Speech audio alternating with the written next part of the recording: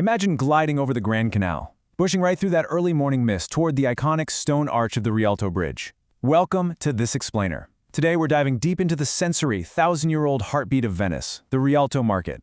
We're going to completely immerse ourselves in the authentic sights, the sounds, and most importantly the people that make this place just absolutely unlike anywhere else on Earth. You know, what news on the Rialto? Shakespeare actually wrote those exact words over 400 years ago. And even back then, he was talking about a place that had already been the commercial engine of Europe for centuries. So today we're going to explore its rich, incredibly powerful history, along with its modern struggles. And we'll do it by just naturally following the vibrant rhythm of a single market morning. All right, let's set the scene here. It's 7 a.m. Long before the heavy tourist crowds arrive, the market is already waking up in the pre-dawn light. Just imagine the raw sensory experience of it all. You've got wooden boats navigating these dark, quiet canals to deliver the morning catch straight from the Adriatic Sea. The air smells intensely of salt water. The seagulls are already up there squawking, and you can clearly hear that distinct, wet slap of fresh octopus hitting the cold marble slabs.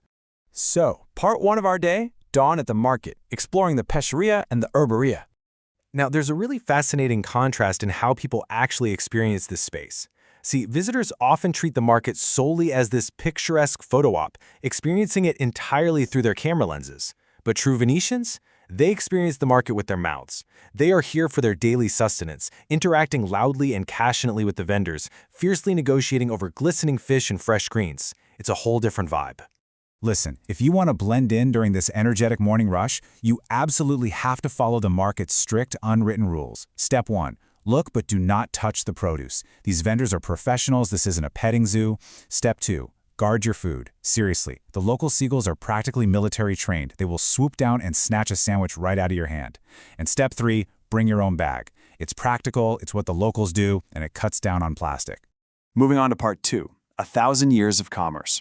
We're talking about the Wall Street of medieval Europe here. To really wrap your head around the scale of this place, just look at this timeline. By 1097, permanent market structures were already standing here. In 1514, a catastrophic fire practically devastated the area, but the Republic rebuilt it in a flash because honestly, it was just too vital to fail. The famous stone Rialto Bridge was completed in 1591, and the beautiful neo-Gothic pesceria we see today was added in 1907. The Rialto has survived disasters and countless rebuilds to remain the city's commercial anchor for almost 1,000 years. And historical documents from around 1669 prove that the Piazza di Rialto wasn't just a place to buy your evening dinner. It was a highly regulated, hardcore financial district. It hosted public banks, insurers, and the very beginnings of modern maritime trade networks. The exchange rates posted right in this square literally dictated global trade from London all the way to Alexandria. It was a massive deal. Which brings us to part 3, the geography of taste, and a look at a hyper-seasonal calendar. You won't find a generic supermarket setup here. The produce operates on a strict, hyper-local, hyper-seasonal calendar. And this directly dictates the menus of Venice's best restaurants month by month. In winter, you get the bitter Radicodio Tardivo. In summer, it's all about fresh clams and mussels. It's literally a living, breathing menu, entirely dictated by the waters and islands just a few miles away. So the crazy part is just how fleeting some of these ingredients are. Take Moshe, for example. These are tiny lagoon crabs caught during a super brief molting window when their shell gets soft. They're gathered entirely by hand and usually fried whole. But they're only available for a few weeks in spring and autumn, making them a super rare local delicacy that Venetians wait all year for. But hey, the market isn't just a museum of old habits. It showcases ecological adaptation in real time.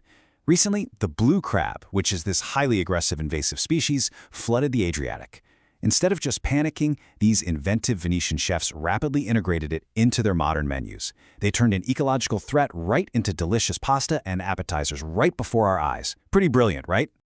All right, let's jump to part 4, the Baccara ritual at 10:30 a.m., or as I like to call it, the soul of Venetian eating.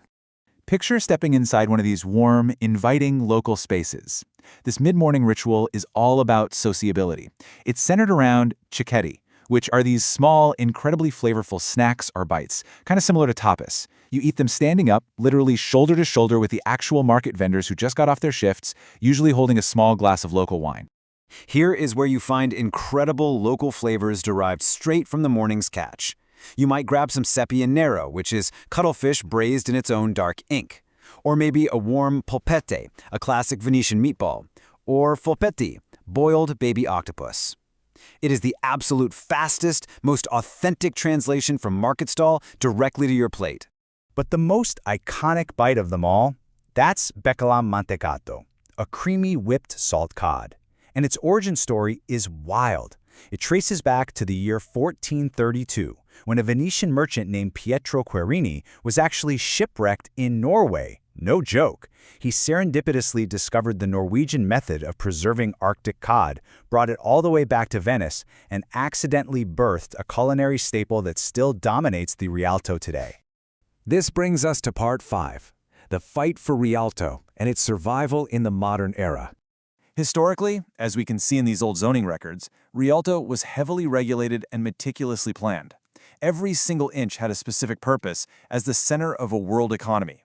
But today, large sections of these stunning buildings sit totally empty, and the market itself is facing a really uncertain future. And here is the core of the problem. 50,000. That's roughly the current population of Venice proper. The city has dramatically shrunk from 160,000 residents down to just 50,000. With fewer locals around and the undeniable convenience of modern supermarkets, the market desperately struggles to maintain the customer base it needs. Sure, tourists take 1 million photos of the fish, but they don't buy the fish to take home and cook. However, Venetians are definitely not giving up. Citizen-led groups like Progetto Rialto are actively fighting back. Their mission is to completely re-energize this historic area. They want to take the massive, empty 1,000 square meter floor above the fish market and use it to host cultural events, museums, and cooking classes. The whole idea is to mix unique artisanal skills and experiences with high-quality food sales, giving people a real reason to return. Which leaves us with this final, absolutely vital question. Will the Rialto survive as Venice's living, breathing heart, or will it become just another empty museum for tourists? You see, the Rialto is the literal soul of Venice, but its survival depends entirely on it remaining a place where people actively eat, interact, and live, rather than just passively visit. So, next time you're there, put down the camera, grab a bag, and buy a piece of the morning catch. Thanks so much for joining me on This Explainer, and I'll see you next time.